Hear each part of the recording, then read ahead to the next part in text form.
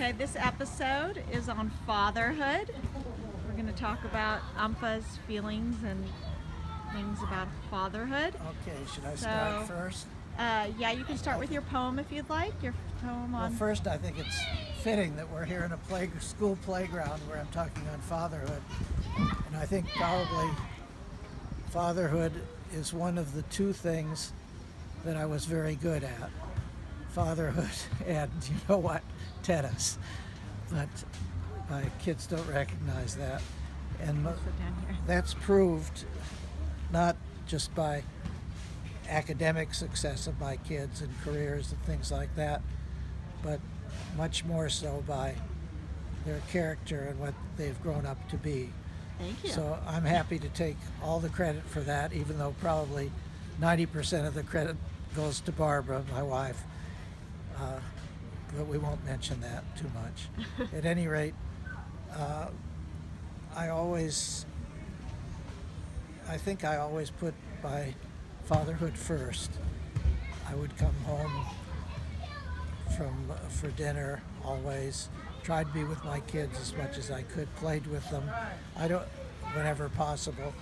I'm not going to say too much about them in terms of fatherhood, because then at least one of them, probably three of them, will be hurt that I didn't say enough about that particular child, for whether it be in a dance or a sports thing or a learning thing or something like that. But I tried very hard to be as involved in their activities, and I tried also, I think I learned a lot from my parents, particularly my mother, in a negative way, and not as I tried to get them interested in sports and competition, not instilling in them any lingering fears or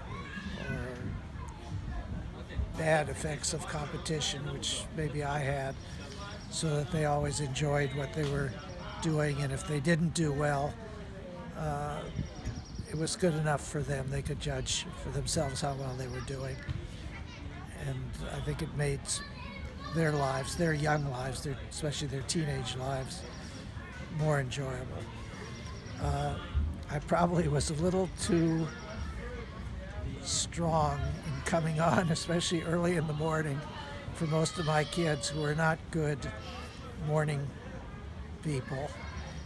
And I would always ask them if they wanted breakfast and what they wanted for breakfast, make sure they were ready on time, when they really didn't think they needed my interference in that.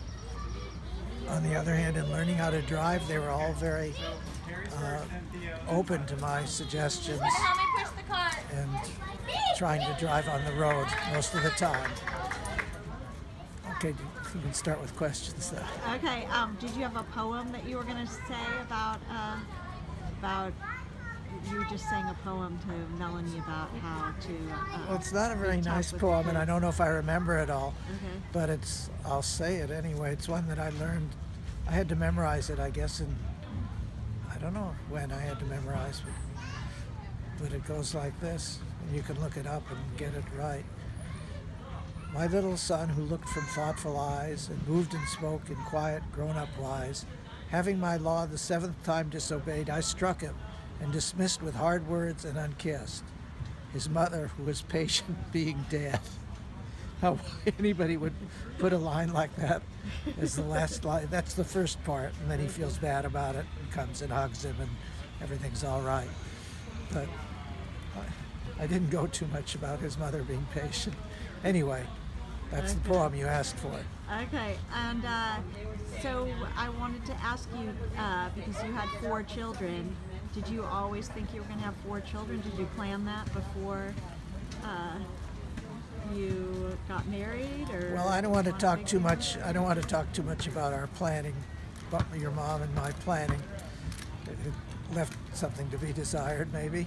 Yeah, you don't want to talk about that. And we weren't going to talk about the sex life too much. Nobody said anything about talking about sex life. Well, planning and having kids has something to do with that, doesn't it? I think. Well, how else do you accomplish what you plan?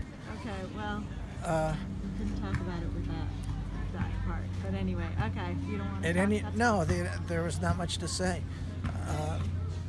We I don't think we planned any of our kids, and yet we were very, with one exception, we were very much into having each kid, all the kids, once we knew we were having them. I loved being a father, especially Barbara did, and she would insist that I call her mom, did all the hard work. And, she nursed, so I couldn't do that. And I did some of the changings, but I tried to make sure they were all the number ones rather than the number twos that I changed. So there's a way of doing that. Yeah. And then there. I should say there was one exception to our wanting kids. Barbara was hardly ready to get married, and having our first child was very traumatizing for her until she just suddenly came out of it, and then was Earth Mother as she was for the last 3 also. But well, she got pregnant like immediately after you got married. She got pregnant within fast. 2 months, yeah. And she was very scared and very upset about it at first, but then came to terms with it and never looked back. Okay. And she was also very much enthralled by being a parent, once I say with that one exception at the beginning. And so there was a bedtime routine that you used to do with us. Would you like to? Oh yeah, and our act that kids out? do it, and a lot of them do it. You simply lie the person down in bed. It can be either on the back or on the front, and you lean over the child and say, "Now I tuck you ever so gently in your little bed, and rock you to sleep." It was very scary. I don't think that really helped them fall asleep, but they liked it. Scariest thing. They liked it, each and every one of them, and they had no choice but to like it. As they did with the sandwiches I made them for lunch and things of that nature. Go ahead and you can sit down again if you want. Okay. And we're going to talk about punishments. You were very creative with your punishments. Being a judge, people always assume that you were a very strict father, and they would ask me about your punishments. And in particular, you had one punishment where you locked up Randy and me in the bathroom. Do you remember that? Oh yeah, that one. But first I should tell you, I never struck my kids, although there are times when you feel like it. I never hit any of my kids except one.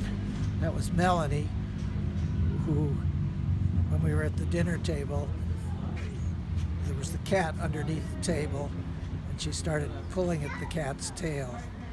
And I told her, "Stop it," about 4 or 5 times, to no avail. And I whacked her. And I still feel bad about it. And she still remembers it. But mostly I think from her being bad and not me being bad. Anyway, you wanted me to tell about what? Punishments. The punishment in the bathroom. Oh yeah, we went to Europe, and all the kids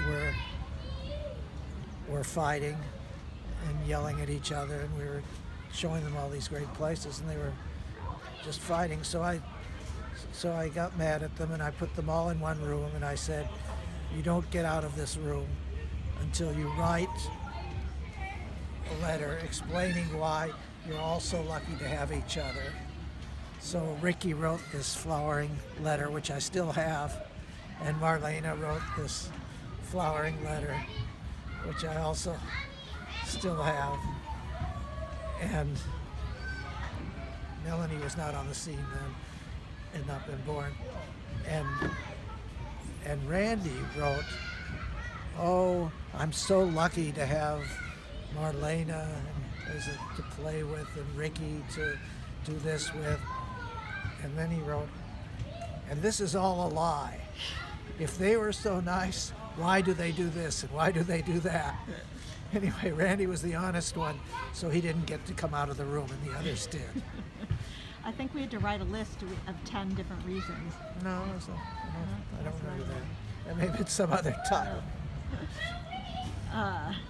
Remember any other punishments or trials? Well, I remember things, but they just concern one kid, and then I'll leave out the others. I remember I could tell one from each, but I don't.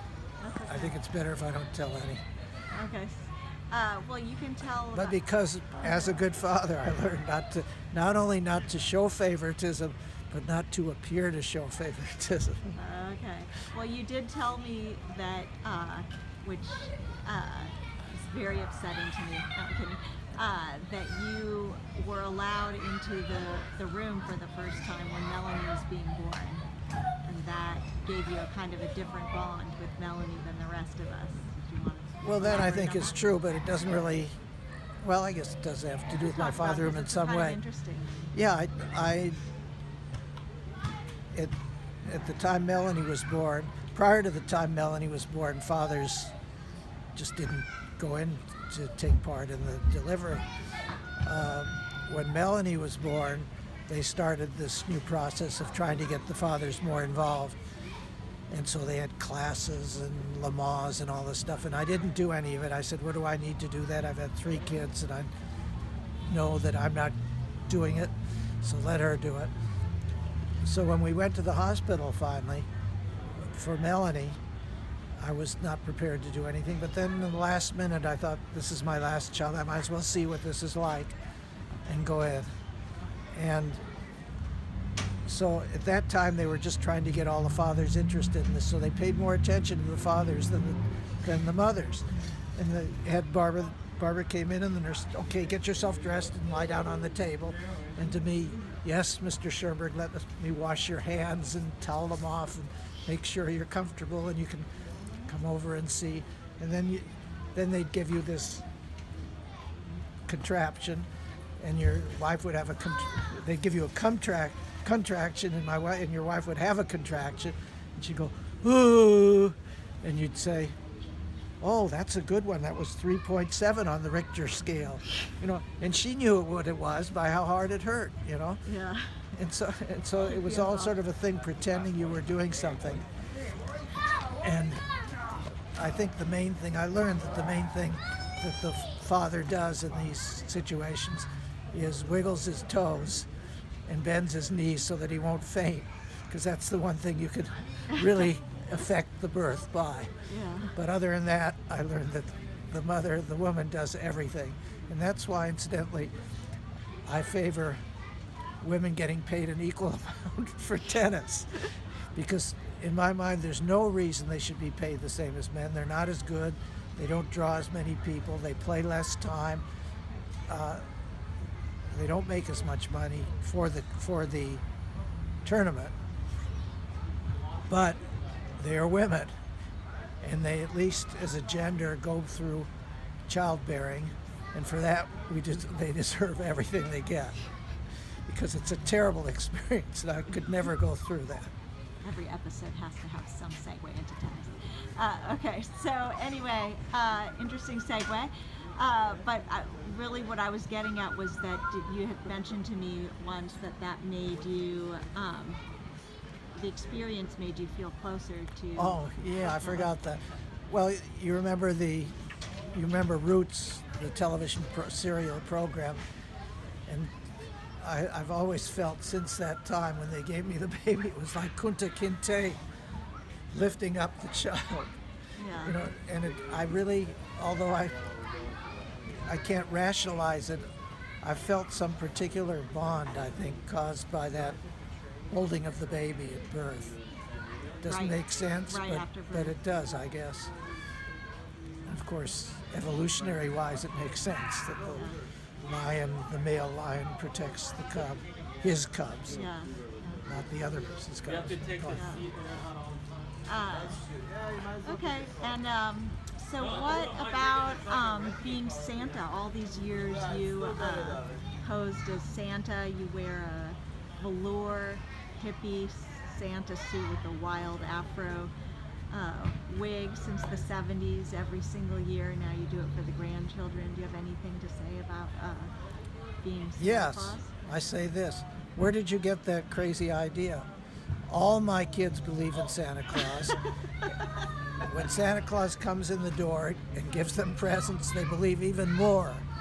And I've never heard this idea that I'm Santa Claus. In fact, we even have a video. At one time, Melanie was starting to doubt the existence of Santa Claus. And it just seems that every year when just before Santa Claus comes, I get this terrible stomach ache and have to go downstairs to the toilet and never see him. But Ricky showed definitively through a video that he made that I was there at the same time that Santa Claus was there. Okay. And actually that got us another year of Santa Claus for Melanie. I apologize for my insolence. Yeah. Okay. And then if you were not Santa Claus then and were actually there in the bathroom with a stomach ache, what about the claw? Where did that come from? And what's your relationship with Well, the claw is probably a descendant of Arnie, their uncle's version. What was that he always did? Not the claw, but he had some spooky guy who came there. He almost set our house on fire once. Remember with that? But I can't remember what it was that he was called. But I'm not sure. But the claw is just somebody who scares them, but is really a nice animal or whatever he is. And he goes like this: the claw. The claw was once a little boy or girl like you were, so he understands that what the parents don't understand, and you cannot fool the claw. The claw knows everything, so don't try to fool the claw like your daughters, your teenage daughters are now trying to fool you. Yeah. When they come here and be nice for a few seconds to get their food and plan whatever else they're planning to do that you wouldn't let them do. That's another thing that I did. I never told my kids I trusted them. And I remember with Marlena, I think it was, who got very mad at one time and she said, "Don't you trust me?" And I said, "No, I don't trust you, because I was once a kid like you once too, and I know the temptations you go through." Now, I don't know if that works better than this. The general theme now is to say to your kid, "Oh yes, I trust you. I just want to check if your computer works," or something like that. Whatever they say when they're looking through their bedroom and their computers and calculator and everything. Yeah. And besides, I can't work the computers. So. And any words of advice, since you're proud of your parenting abilities as one of your two big successful accomplishments or things that you're good at? I think of Randy, and I think of Marlena, you, and I think of Ricky, and I think of Melanie. And then I think of something my father said to Hans Eisler. Hans Eisler, and this goes over when I was sick, gave my father some money to help pay for my appendicitis operation. And my father didn't want to take it. He said, I can't repay you for this. And he said, "You don't have to repay me. You can give me lessons." And my father said to Hans, I said, "If you don't know it already now, you'll never learn it. So you better know it by now yourself. You don't need me to tell you how to bring up your kids. It's too late." Okay.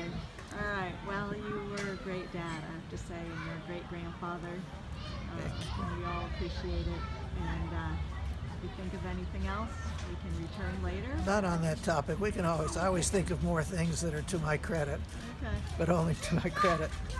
Okay. Okay. All right. Thank you very much. Thank you. You did a good job asking questions.